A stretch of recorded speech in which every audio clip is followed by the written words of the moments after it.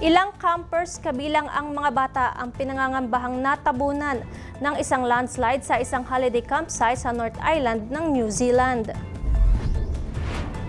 Nangyari ang insidente Huwebes ng umaga matapos ang ilang araw na record-breaking na ulan. Ayon sa mga rescuer, narinig pa nila ang mga hiyaw ng saklolo habang sinusubukan nilang tanggalin ang bubong ng isang gusali upang mailigtas ang mga tao. May mga saksing nagsabi na ilang segundo lang ang pagitan mula nang gumalaw ang mga puno hanggang sa rumagasa ang mga lupa. Sinabi ng mga opisyal na delikado at komplikado ang operasyon, ngunit tuloy-tuloy ang paghahanap hanggang mailigtas ang lahat. Sa pinakahuling ulat, 6 ang kumpirmadong patay at 6 ang nawawala dahil sa landslide.